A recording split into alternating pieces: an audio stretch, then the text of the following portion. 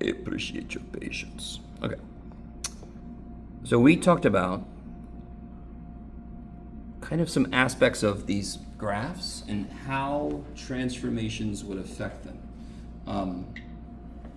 So for example, if I give us this function here, for sine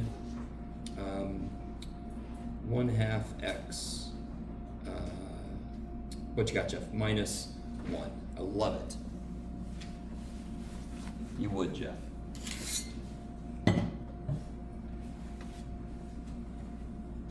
Now, on a test or a quiz, I'm going to tell you what to look for, but I want one person to give me one thing and somebody else to give me something else. Who's got something related that would help me graph this? Yeah. Factor the inside and find. Okay, good. Hold on. So Trent has offered us a piece of advice to factor the inside. So we're going to do that. So Trent's contributed, so he's off the hook. So how do I factor the inside? It'll look like 1/2 x times x minus 2. Yes, why a 2 here? Because when you divide by a fraction. Yes. So remember, when you factor something out, what operation are you using? Division. Because when you multiply something in, you're obviously using multiplication. When you distribute, you're multiplying. So 1 divided by 1/2 is 1 times 2. And real quick, the thing that I think students often forget is when you're factoring, you just multiply and check. If you multiply this 1/2 x and then 1/2 of 2 is 1. It works, you're right. If it doesn't work, adjust. Yes? So I feel like students sometimes forget you can do that, and it's okay to erase and write something new if what you tried first was wrong.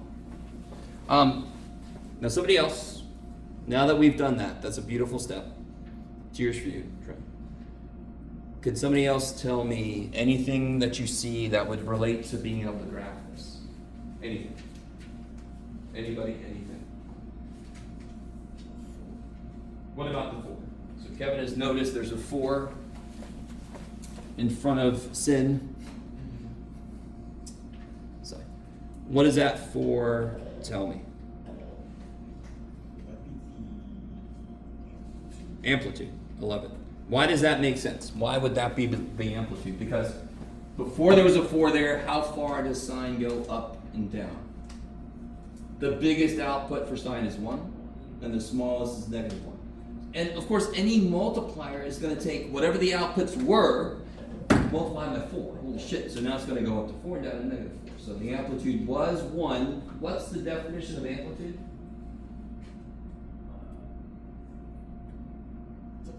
Like the distance between the middle line. Good. Middle line to either side. So the midline is kind of like the average. So if I average out a sine, it's just a straight line. Yes? So the amplitude is just how far away from that midline does it get. So normal sine gets 1 away. Whatever number this is, even if it's negative, right? I wouldn't put the negative down. If this was a -4, what would that mean? It would just take the sine function and rotate it. Yes? All right, let me stop for a minute. That we know from transformations from before. That's a reflection, yes?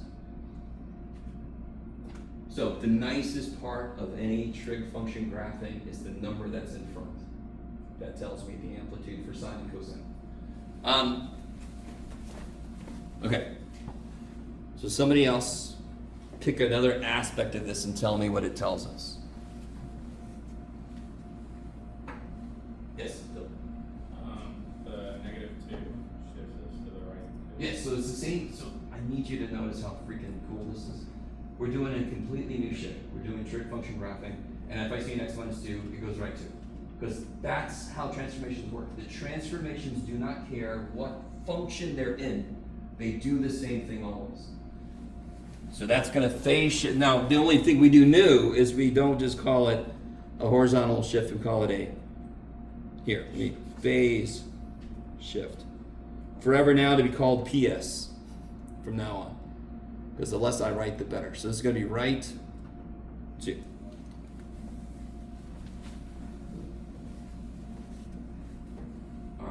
So there's really only one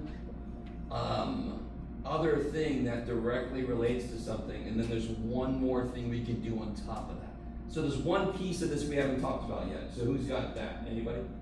There's one piece of this trick we haven't talked about yet. Okay. Thought you were asking me if I'm all right. Sort of. It's been a rough day. So what is K here? Look at me pointing at it. Can anyone tell what K is? So K is the multiplier of X. You can see it here cleanly, but you can also see it here. Just whatever's in front of X. Now real quick, why does that make sense? That's going to control the compression and stretching this way because it's inside with the X. So if I'm adding or subtracting, that's just picking the graph up and moving it. If I'm multiplying by the X, that is stretching or compressing it. That's a factor of like amplification or, I don't know what you call it, compression, sure, we'll call it.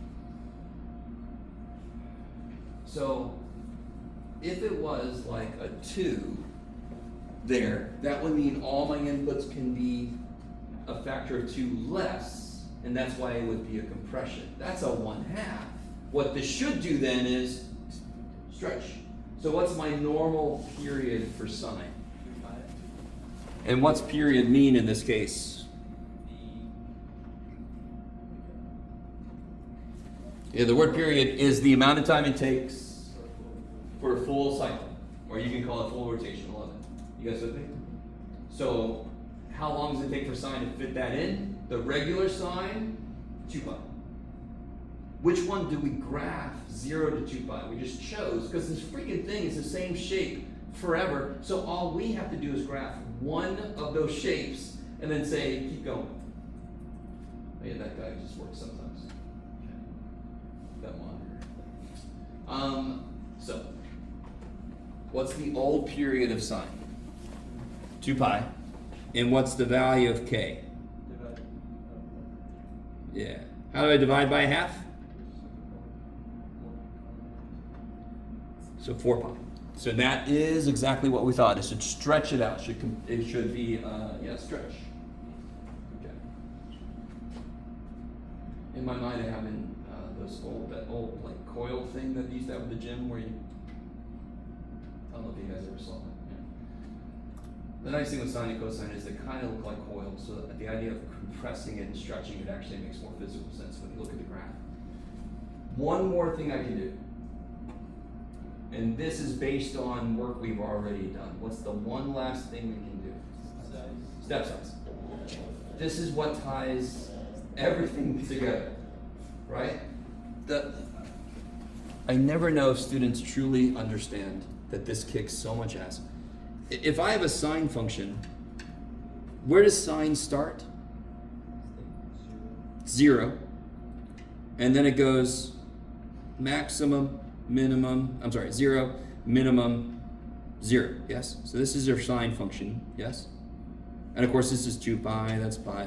Okay, now, if I smush this, it's still going to make the same shape. It's just going to its steps are going to be smaller. But the first step would go here, the next step would go back to 0.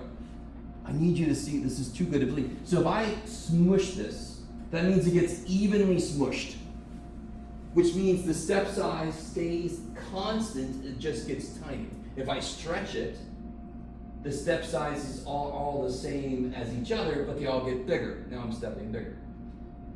Maybe. That's why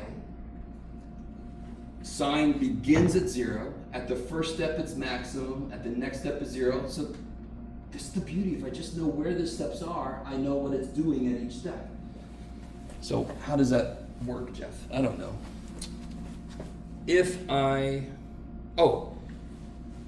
Let's do this too. Begin and end. So right up here, but we know this goes forever, but what we've chosen to graph is this one cycle. Where does that one cycle start when the input is 0? And where does that cycle end when the input is 2 pi? So if I have a sine or a cosine function, to figure out where it's going to begin, I just set the inside equal to 0. I'm just now noticing something. Should I make that? Nah, I should have.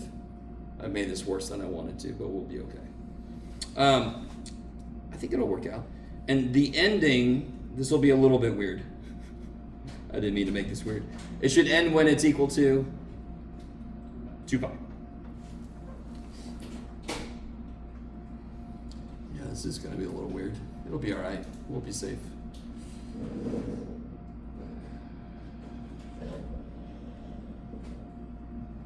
So then if I solve this, how do I solve this? So add 1, and then of course multiply by 2. So that's where I should begin, and that matches with what?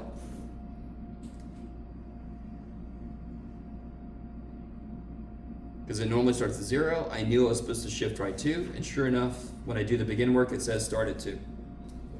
All right, here's the thing's going to get a little weird. If I try to start solving this, and again, I do the same thing, yes? I multiply by 2.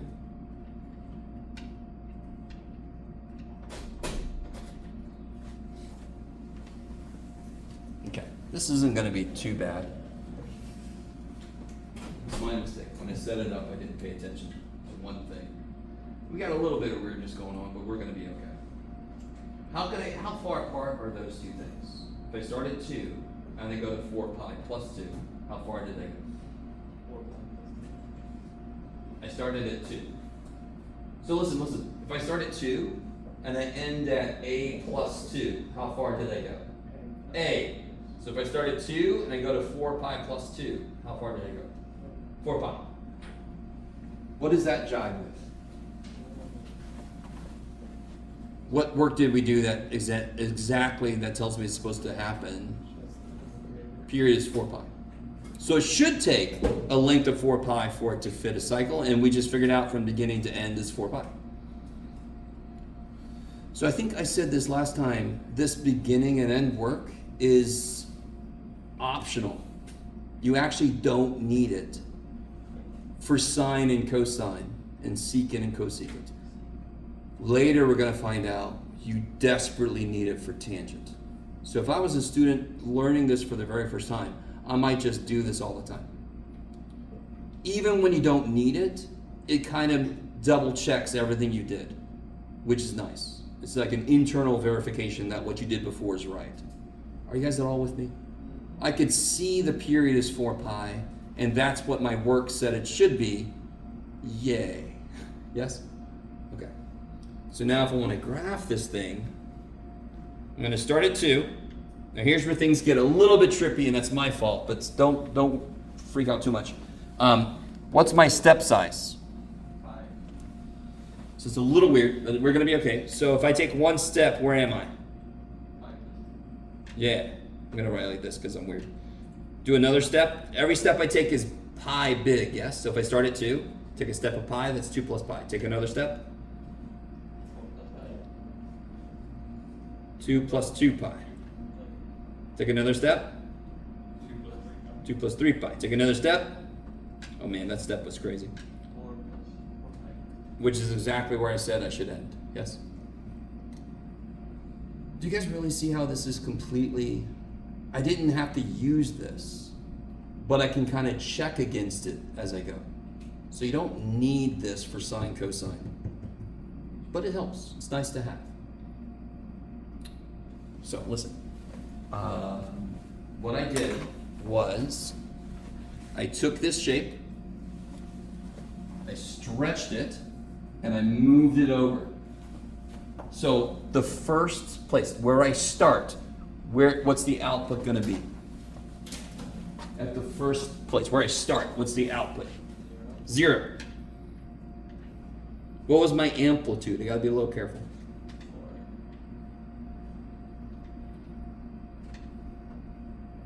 This really should be the first thing you do when you're going to graph it. I think yesterday I modeled it by saying, let me help future Jeff out by showing him, because sometimes you'll forget the amplitude. So just tell yourself, oh shit, it's supposed to go up to 4. So where does the next step take me? Yeah, to the maximum. The next step takes me back to 0. The next step takes me to.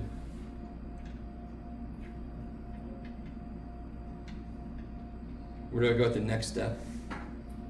0, max, 0, minimum.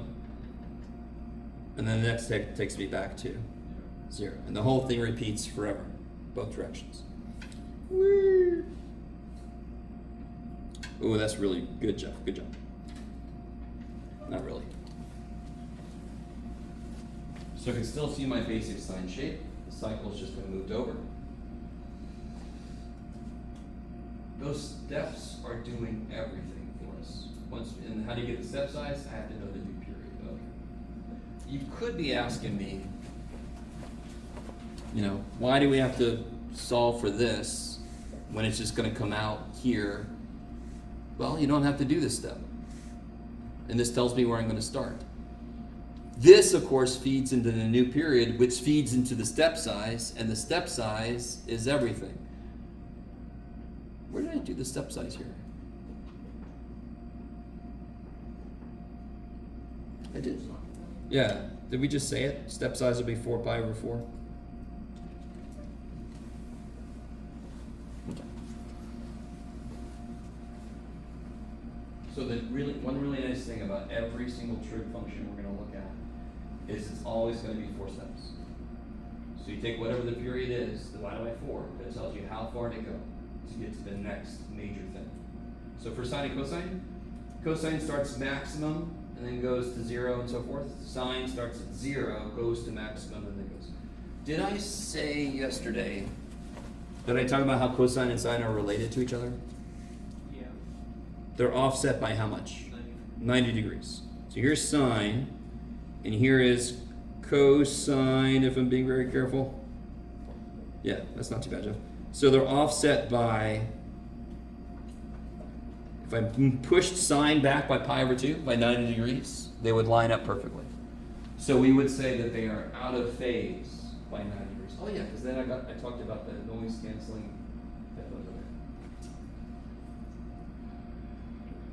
So everything we just did would also be true for cosine. It's just what you do at the beginning in each step would be slightly different. It's just offset. So this should be not surprising at all. Here we go. More practice. So if you want to, let's do this. Everybody just work completely by yourself first on this first one. But as far as you can. And then we'll let you work with each other. Oh, I have to go back and get it. We can still on this.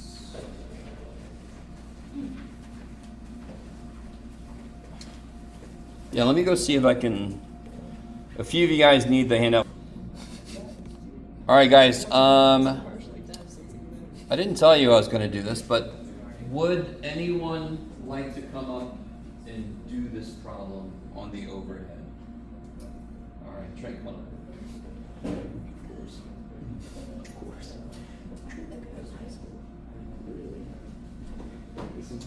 So I got the little camera pointed at the monitor. So you don't have to worry about being on camera.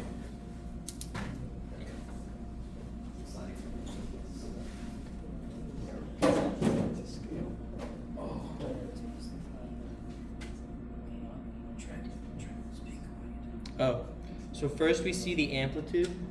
We have 3. So amplitude equals 3. It's right here. Then to factor, first we're gonna be taking out pi. Oh wait, we write 3 sine. So the inside factored is gonna look like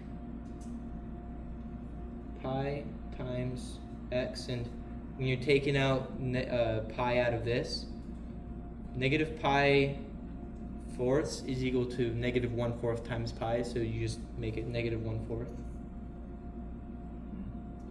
Yeah, think of it like both terms lose a pi. Yeah. Which is, sad. K is going to equal our number multiplying to x, which is going to equal pi. Our period, 2 pi divided by pi, leaves us with 2. This is the total distance traveled throughout the function, like for one cycle. Our step size is going to be 2 divided by our amount of steps, 4. So 2/4. Or you could do 1/2, however you want to do it.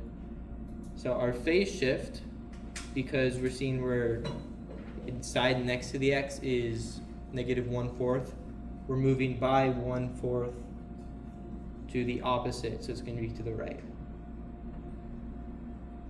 Alright, here, this is just solving by this here.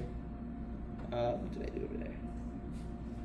So first add pi/4 to each side. And then divide by pi. So you have x equals pi/4 divided by pi, which is the same thing that we did up here.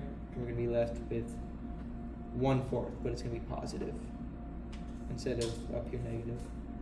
Then on here, same thing. You're going to add pi/4, but we have this, which they have different denominators. So you can make 2 pi equal to 8 pi/4. So it's easier to add them together. And that leaves you with x equals 9 pi/4. Don't forget, so you had more than just x, right? See at the beginning? Oh yes, pi. There you go. And then Yeah, you you're have- right. And then divide by pi, which is going to leave us with 9/4. Now, real quick, Trent, how far apart is your beginning and end? 2. Yeah, 9/4 minus 1/4, 8/4 is 2. And what does that jive with? R period. Period is too good. So you can always internally check. Yeah. Okay, keep going. I'm sorry.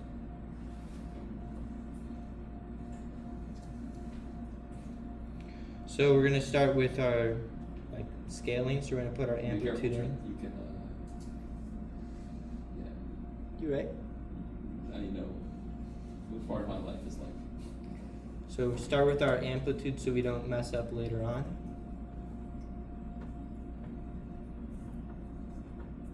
Something I keep messing up with is getting the function wrong. When I was doing cosine, I started doing it as sine. So make sure you're not gonna mess that part up. It's very easy. So we start at 1/4. Right, and we're gonna end at 9/4. So our step size 2/4. I wrote that weird. It's kind of hard to see. Yeah, you're fine. So anyways, 1/4 plus 2/4, our first step leaves us at 3/4. One more puts us at 5/4. And then we're at 7/4, and then 9/4. And then you just graph according to sine, starting at 0, then to 3, 0, -3, whoop, and back to 0. And connect. Whoops.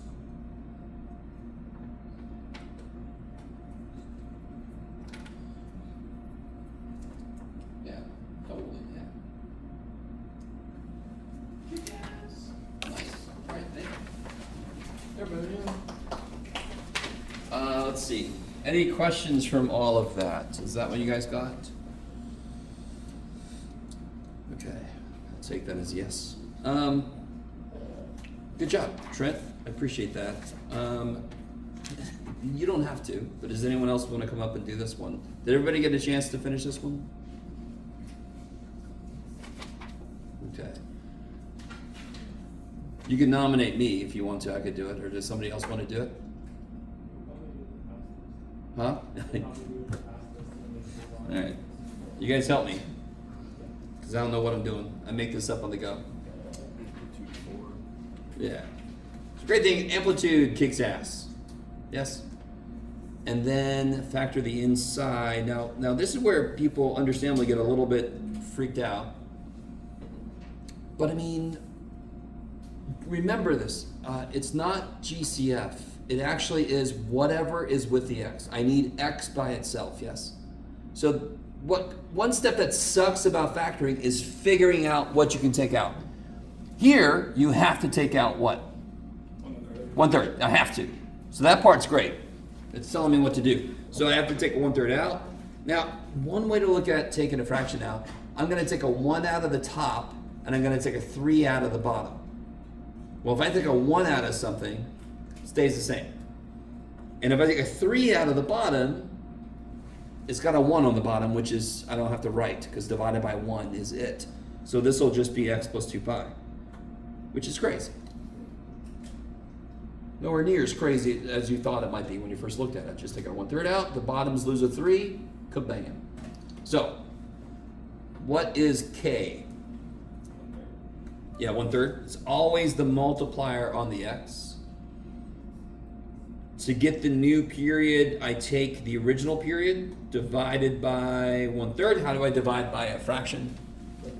Multiply. So 2 pi divided by 1/3 is 2 pi times 3, or trace, yes, or trois. All right. And then you guys all with me? To get the step size, I always take how many steps to get a cycle? 4. No matter what trig function, thank the gods, I'm going to make it so you take 4 steps. So I take how far I got to go, divided by the number of steps I'm going to take, and that's how big each step is going to be. That makes too much physical sense. Like, that can't be part of math, Jeff. It makes too much physical sense. That's my hope. Yep, okay. And since we factor the inside, we can see what is happening to the x. Real quick thing I told my other class, I don't have a 1/3 x-axis. I have an x-axis, and that's why we have to solve for, we have to get x by itself. What's happening to the x? What am I going to shift it by because of what's happening? Somebody added 2 pi to it, so all my inputs are going to shift by 2 pi to the left. Kick-ass. So if I do the begin cycle, I left this one blank, so you guys could try to write it. I start when the inside's 0, and I end when the inside is 2 pi. What's really beautiful about both of these, the great thing about equations, you can almost always say to yourself, man, I wish that wasn't there, and then make it die. Yes, not a life lesson. So I wish that divided by 3 wasn't there. All right, well, let me just multiply everything by 3.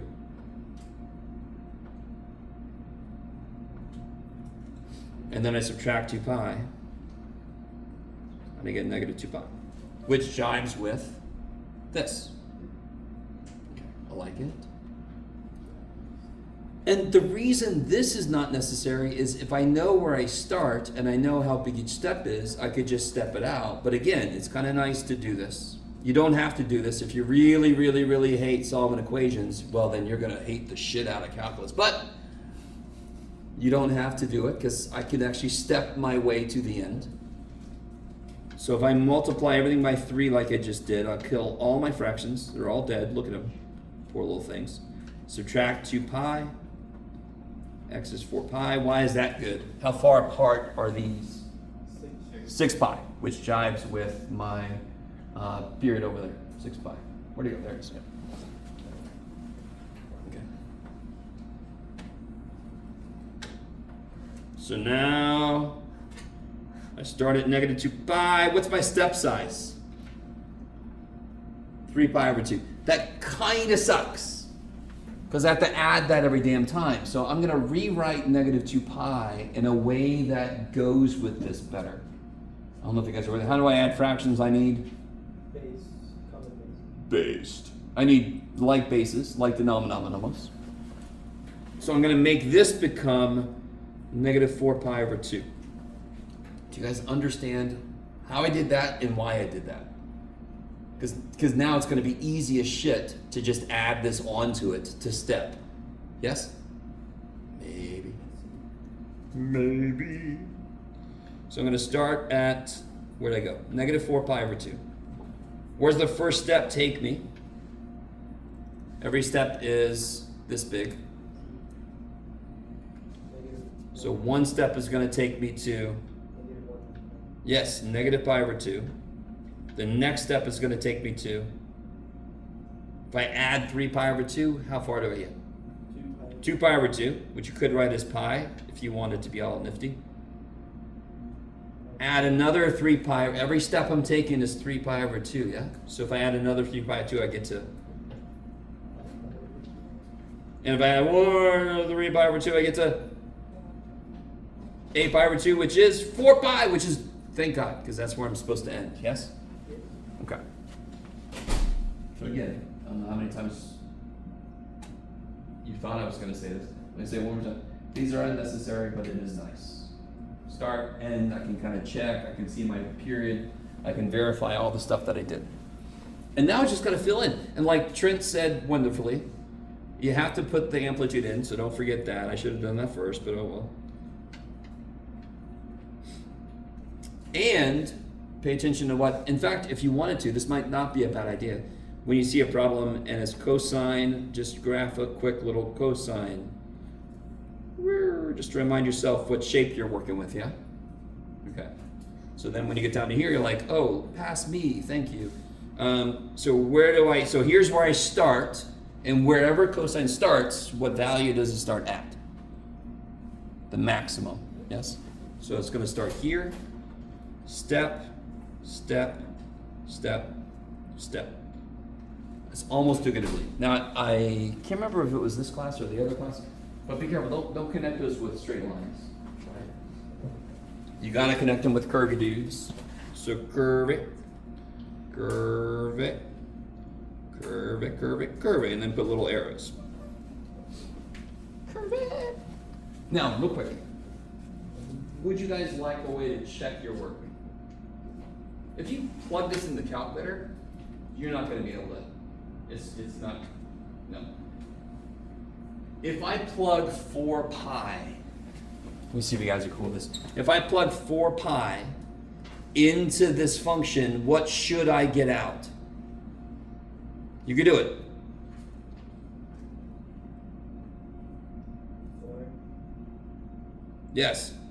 I should get a 4 out. Yeah? If I plug in 4 pi, I have to get a 4 out based on what my graph looks like, yes?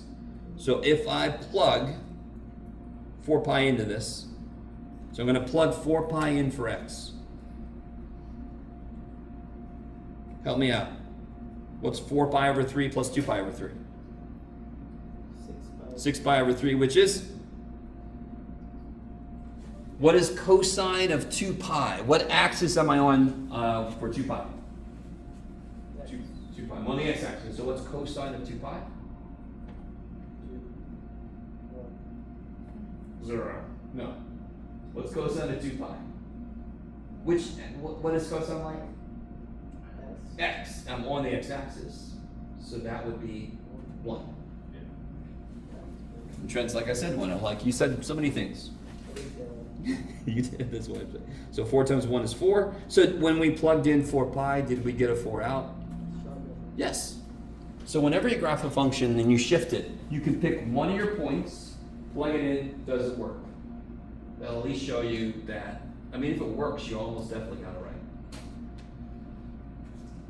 Maybe. Now you could plug it in the calculator and get a rough idea that the shape is correct, but it's not going to tell you if your points are correct.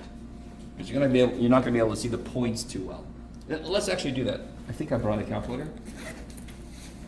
A math teacher with a calculator? Yeah, let me see. So if we graph this little dude,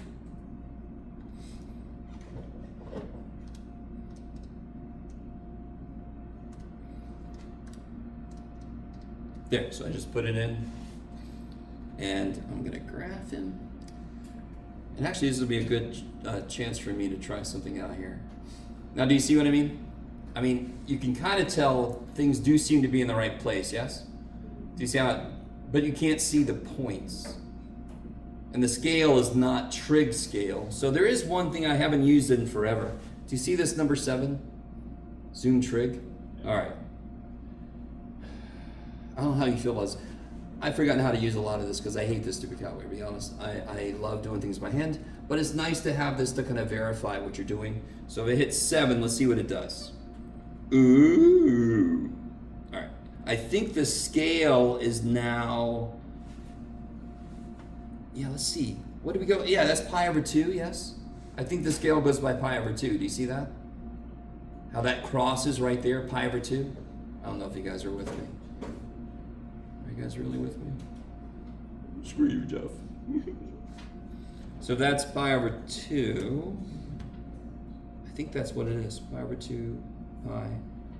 Maybe not. I'm not sure what the scale is. I'll be all right. I'll recover. Okay.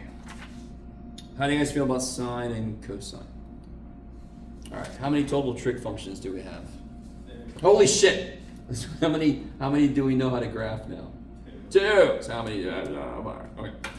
So here's the funny thing. I'm gonna take. Let's look at the one on the front. This one might be because I want to draw more shit on top of Trent's graph here. So help me out. If this was actually this equation. So here's the idea. Can somebody remind me where a vertical asymptote would occur?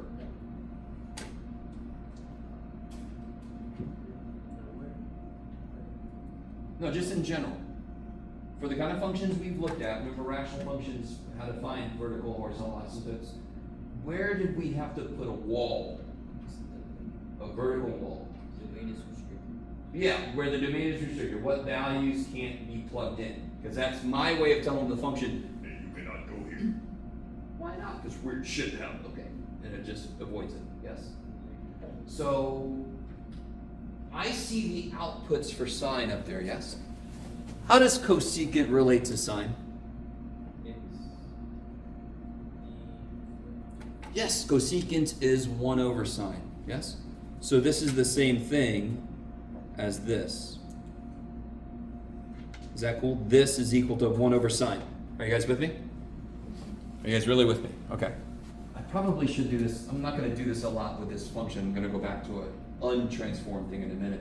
Can you guys see visually where if I take the value of sine and I do 1 divided by it, I'm going to have issues?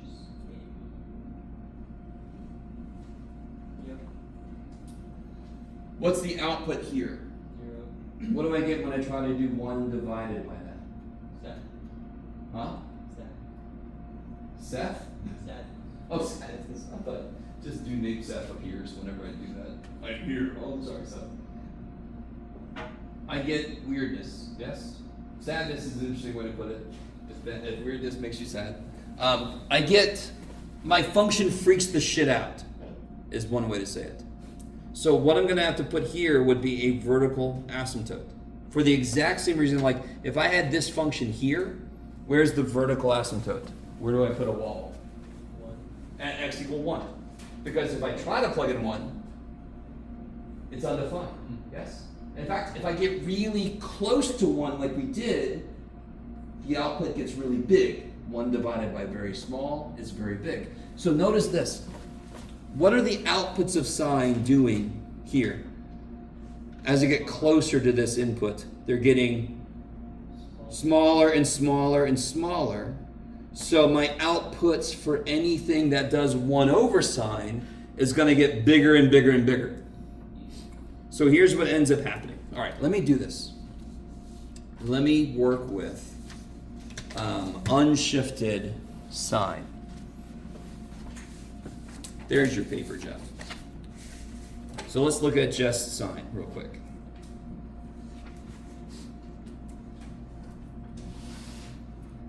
If I graph sine, I've got 2 pi, cut that in half, cut that in half.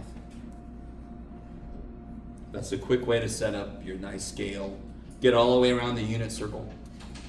Sine is going to go like that. I'm going to make this dotted because what I really want to graph is cosecant. So this is the dotted line, and I want to graph cosecant. Now, do you all agree that the output here is 0? Do you all agree the output here is 1? So, do you see how I would connect these? So it goes through every point between 0 and 1. You're like, yes, Jeff. That's what a graph means. Do you all agree with me that at, for example, pi over 6, what's the sine of pi over 6? That's actually not a bad idea. Let's do that. The sine of pi over 6, what is that? 30 degrees. 1/2. Yes? Are you guys with me? If the sine is 1/2, what's the cosecant? 2. Yes, because the cosecant is 1 over sine. So if I'm somewhere where the sine is 1/2, 1 divided by 1/2 is 2. So now I'm going to be up here. Do you all agree with me that it gets even tinier? Yes. So somewhere here, the output is 1/10. I really want you with me. If I'm at 1/2 and it eventually goes to 0, somewhere in here it has an output of 1/10. Yes. What's 1 divided by 1/10? 10. So somewhere here, it's going to have an output of freaking 10. And then I'm going to get closer. There's somewhere that's 100th, and the output for 1 over a 100th is 100. So this has an asymptote here. Because wherever sine is 0, whatever's on the bottom of, cosecant has sine on the bottom of it, it's going to have a vertical asymptote when it's 0. And this is going to do this. Now, where else is there? Where's the next vertical asymptote going to happen? Pi, because that's again where the output for sine is 0. So 1 over sine. So look at, it looks almost parabolic there. And sine is between -1 and 1. 1 divided by that is from 1 to infinity. It's kind of like the inverse. Do you see how sine is kind of closed and cosecant's kind of open? Do it again. Oh, yeah. Yeah, that brings me back. Yeah. Two brothers and a sister. We all do that to each other. Oh, man. I'm sorry. What's up?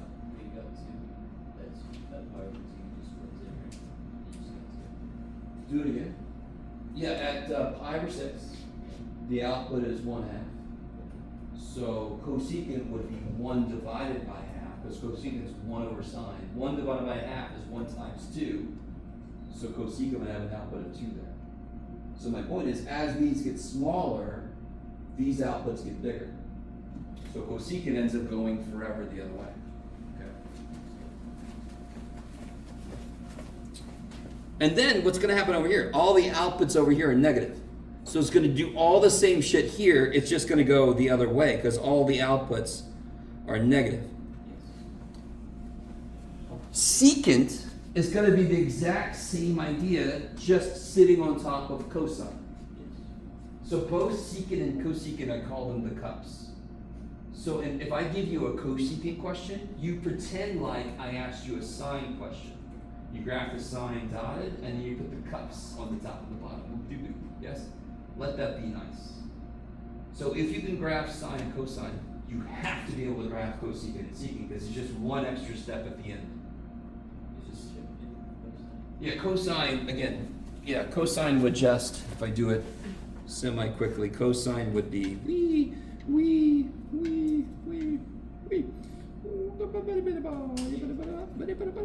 So cosine would have an asymptote here. I'm sorry, secant, which is 1 over cosine.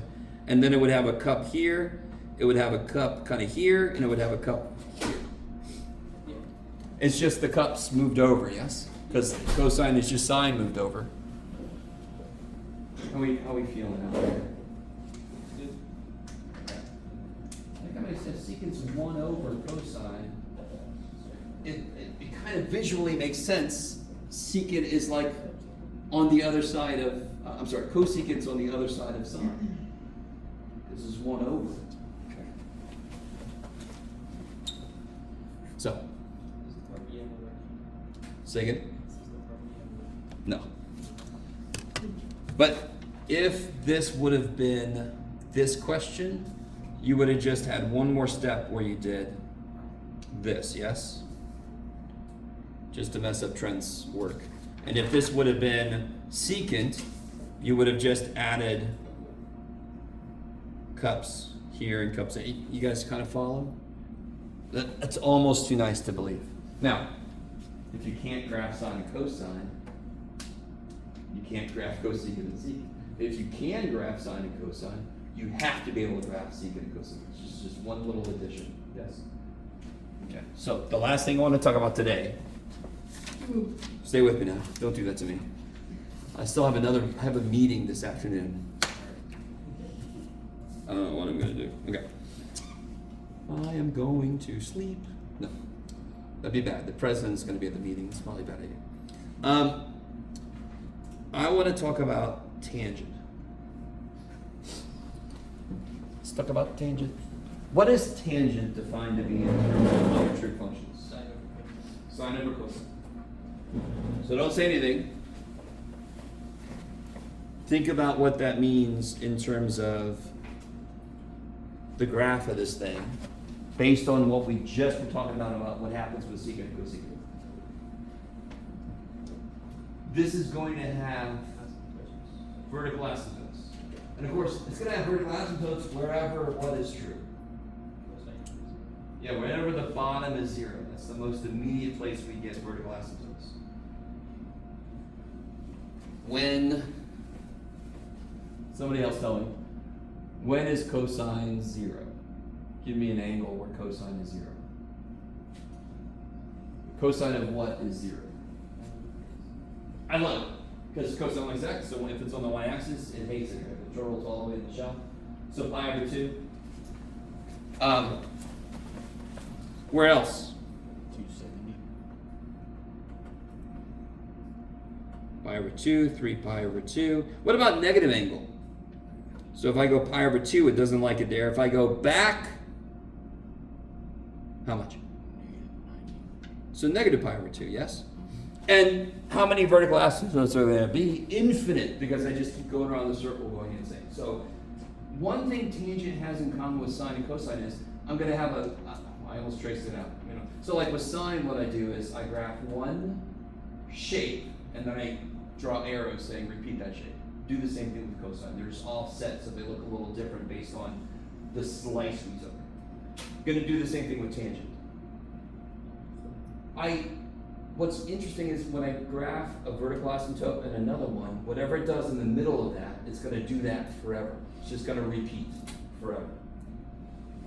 So we get to choose which slice I want to take. And not surprisingly, we almost always choose something close to 0.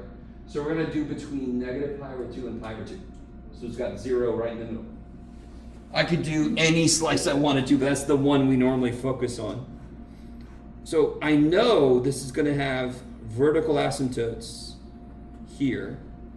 So let's go ahead and put that down.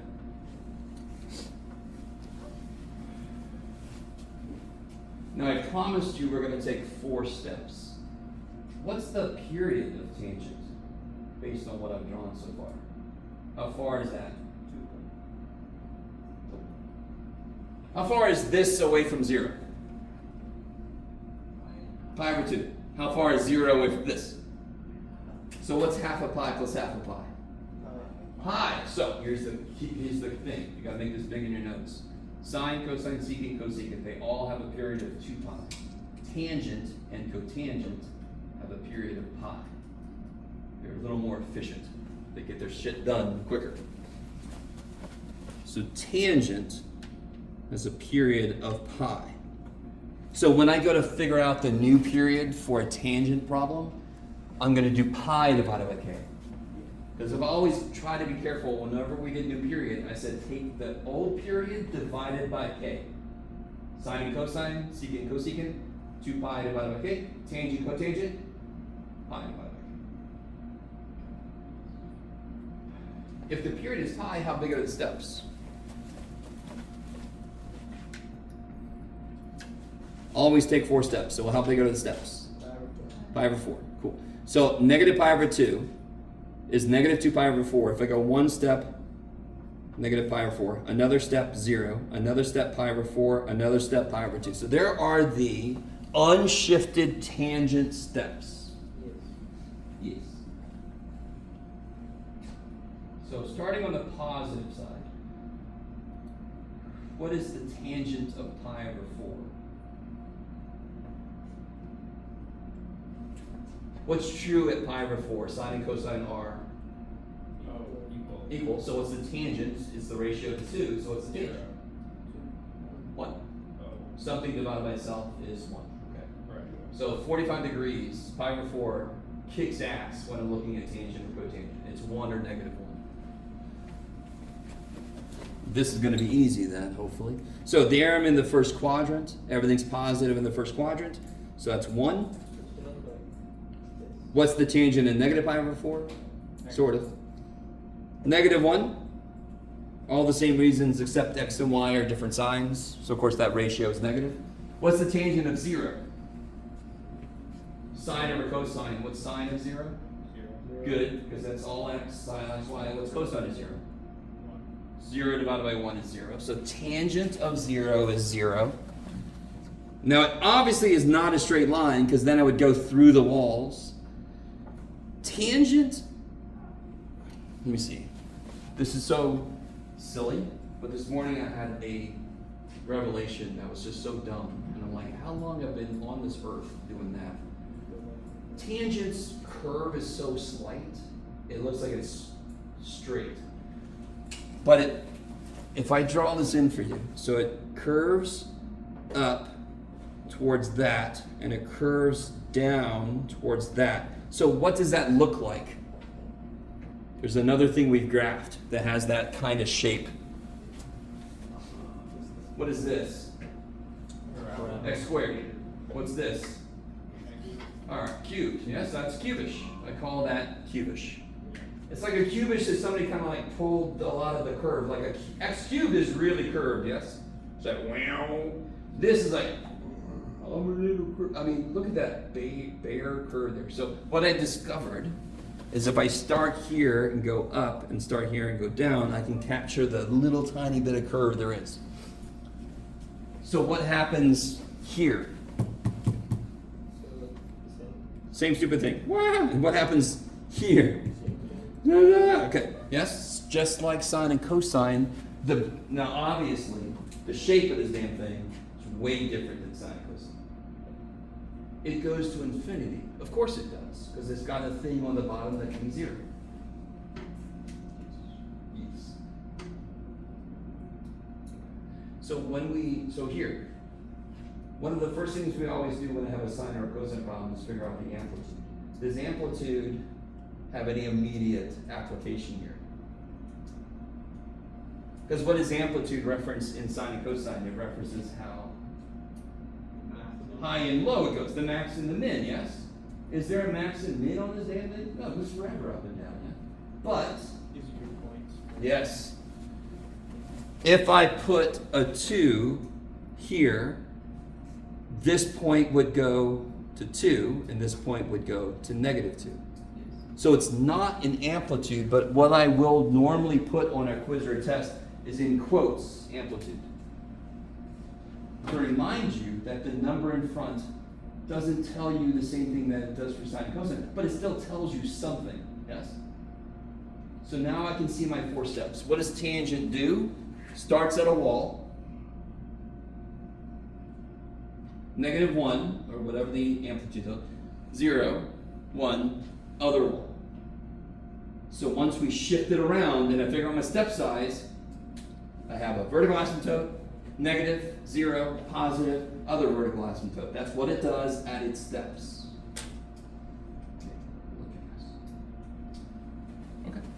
So let's see, what time we got? Yeah, let's try one example. together here. I didn't bring any worksheets for this. I'm very sorry. I'll berate myself later. Let's see.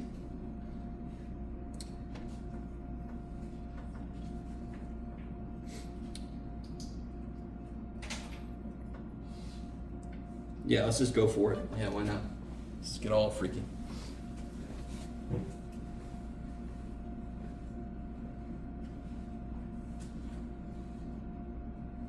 So my first question on, like I said, a quiz or a test, I will put like in quotes, and that kind of is giving you a little clue. Amplitude. What is the quote unquote amplitude? 3. Okay. So that number used to mean the highest and lowest. It still means something, so I want you to pick it out so you know you can use it, but it doesn't mean highest and lowest anymore. What do you think I'm supposed to do with this? Factor the. Hell yeah. So the steps, believe it or not, they feel very familiar. And of course, we did something like this earlier. How does this work if I take a pi out? Yeah, I just lose the pi. So I have the 1 left when I divide by pi. Huh? So what is the new period? This is where you gotta be really careful. This is where I don't blame you. Pi divided by pi. Yes, the period for tangent and cotangent is originally pi. So I gotta divide that by k. And k in this case is pi. So the new period is the old period divided by the multiplier. Yes. So what's the step size going to be? 4. No. What's the period? 1. So what's the step size? 1 4. That divided by 4. Yeah. Okay. I take the distance I got to go divided by 4 steps. That tells me how big each step is. Now, do you realize tangent looks much weirder than cosine and sine? Yes. It doesn't look that crazy weird, but it's got freaking asymptotes. Are you kidding me? But the steps we're doing so far is exactly the same work we did before. You just have to be careful about this step here. What's the phase shift? Right. No. Yeah, why did we factor? So I can see what's happening to the x. Yes? Yes. Okay. Now we get to a very interesting part. When we were doing sine and cosine, where did both of those start? What input? 0, yes? So sine starts at 0, 0, then goes. Cosine starts at the maximum 1, 0, and then goes. Go with me for a second. When I change my period, I'm like either compressing or stretching. And you see how this one hand didn't move? Let me make sure you guys understand. 0 to 2 pi, that's a normal sine, yes? So everybody with me.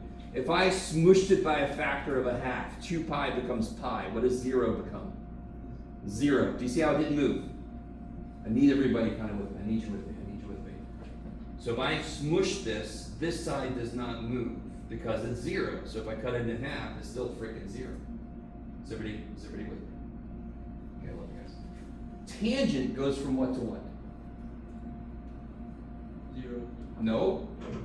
Where was the first wall? Negative pi over 2. And then it goes to pi over 2. You with me? Now watch this. If I compress it by a half, it does this. Because what's pi over 2 divided by 2? Pi over 4. What's negative pi over 2 divided by 2? Negative pi over 4. Okay, I need you guys with me. You're all looking at me like, you're saying that shit. That's great, Jeff. So when I have a sine and cosine, this step does not move in the compression of the stretch. If I have a tangent, it does move. Now, when I have a sine or cosine, I compress it and then I shift it. So however much it shifted is where it starts now. If I shift by 1/3, I start at 1/3 now. If I have a tangent and I compress it, did I already move? Did my beginning move? It's right there. Yeah. My beginning moved. And then if I shift it again, I move twice. What the shit? So when I have sine, cosine, cosecant, secant, the beginning and end is optional. When I have tangent, it is not optional. you want to do it. Because it wraps up into it those two weird ass movements. One movement is because if I stretch it or compress it, it changes where it starts. And then if I, on top of that, shift it left or right, forget about it. I'm going to lose track of what the shit that thing's doing. So thank the gods that, are those mine? Or is that yours? This is mine, okay. I'm trying to give these away, which is not a good idea. Where was I? Okay.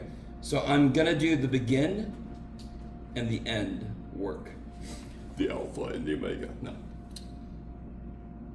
Now here's where you got to be really careful. I'm talking about tangent. Like somebody just told me, where does tangent start? Where's the first wall? Negative pi over 2. So it begins when the inside is negative pi over 2. And it ends when the inside is the other wall. Positive pi over 2. The idea does not change. The numbers changed, of course. Because what was the idea when I did sine and cosine? It starts at 0 and it ends at 2 pi. What is tangent 2? Starts at negative pi over 2, ends at pi over 2. So the idea did not change, but of course the numbers did, because they have a different function. So what I would do right off the bat is divide everybody by pi, which is very sad. So I just take everybody's pi away. And then I add a third. Now here's a trick I showed my students this morning. Now that's not a very hard fraction subtraction. You with me? But I do want to show you this trick because it's kind of nice. You can only cross multiply when you have fraction equals fraction. But watch this. You can do cross multiplication in a very creative way here. What's 2 times 1? 2. And what's 3 times 1? 3. And what's 2 minus 3? Negative 1, and then you put your answer over 3 times 2. Now if I do this the other way, I make that 2/6 minus 3/6 is negative 1/6, yes? So I want you to understand, like I said, this is a very simple problem. I wouldn't have to do my little creative trick, but I want to show it to you because it works no matter what the fractions are. There's a little bit of a trade-off because you're not going to necessarily get the LCD, but then you just reduce your answer. So just a little side example. If I want to do 11/13 minus 4/5, yes? Yeah. This would equal 55 minus, what is that, Jeff? I don't know, 52? That sounds right. Divided by 13 times 5, 65. 3 over 65. I mean, do you see how much quicker that was? I don't know if you guys are. Now listen, do you have to do this ever in your whole life? You could immediately right now forget about that shit. You with me? But does anyone at all appreciate that? Yes, sir? I need to do it. 5 times 11, 55. 13 times 4, 52. Subtract. 3, and the bottom is always this times this. Now, really quick, why does it work? How would I get an LCD? I would multiply in by 5. There's your 55, yes? I would multiply in by 13. There's your 52, and there's your 65. It's just a little bit of a shortcut. Okay, some of you guys, you look very unimpressed, which is fine. You never have to do that ever. I'm so sorry. Okay, you look at me like this. All right, it's fine. So to do this one, I'm going to kill my pi's, which is horrible, but too bad. Add this. I'm going to do the shortcut. 2 plus 3 is 5 over 6. Kabam.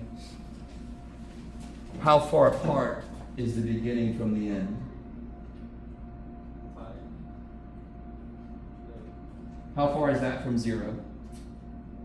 1/6. And how far is this from 0?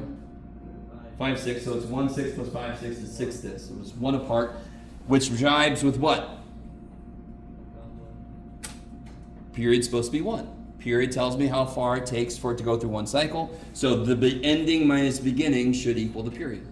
Yes, sir. You wrote NP for period. What is the next step? Do it again. You wrote NP for period. Yes. Oh, new period. Sorry. Yeah. did we phase shift this? How much did we say the phase shift was? 30. But where did we start?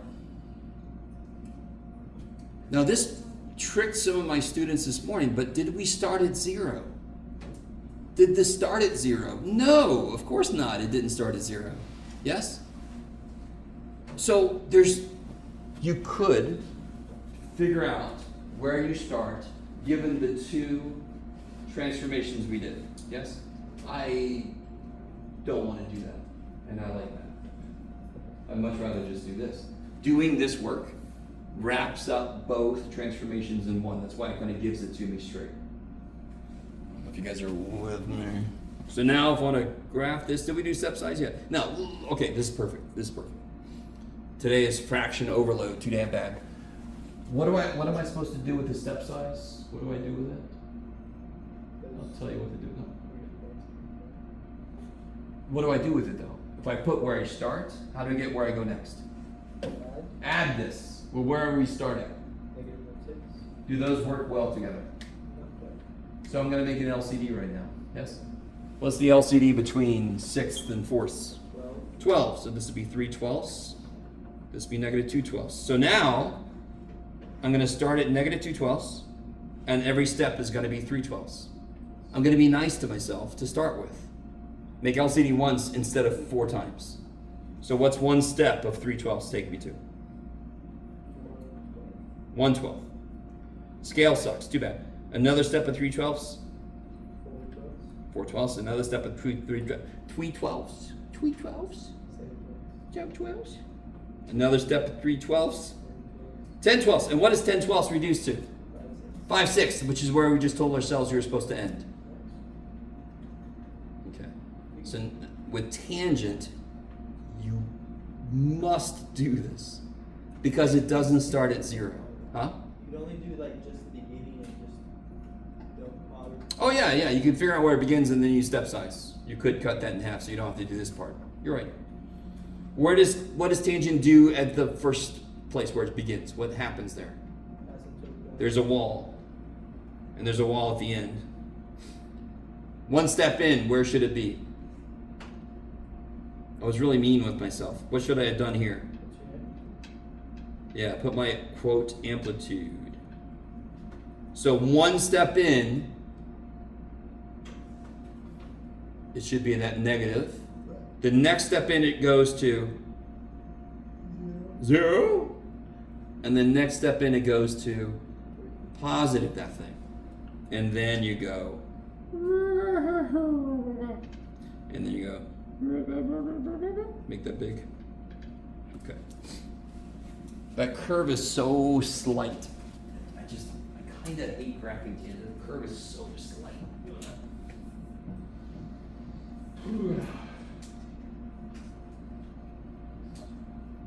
Okay. I think that's enough. You're like, you're 30 minutes too late for that. Shut up, guy. I will see you all next week. Have a good weekend. Oh, did I announce? No. I think we're going to have a quiz. We'll talk about the quiz on Tuesday. I think it's going to be Thursday. We'll see. Our next quiz. We'll talk about it on Tuesday.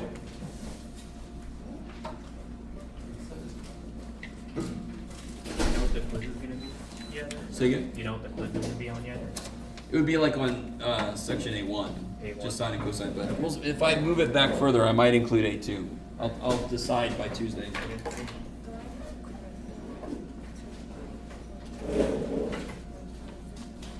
You don't have to, but you could get 4 points back. Oh, you did? Yeah. Oh, yeah.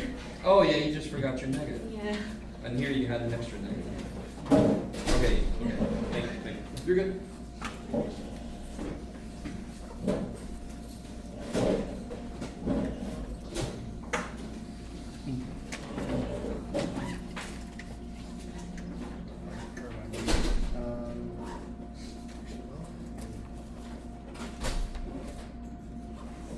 What's up? I'm trying to decide if I should make the rest of these corrections to the last quiz that we got. I think I actually might have. Thinking about not. Because I just did like the obvious corrections. Like Oh. I didn't. We got time. Yeah. It's not due till the next test, so. Yeah, no, I know that. Yeah.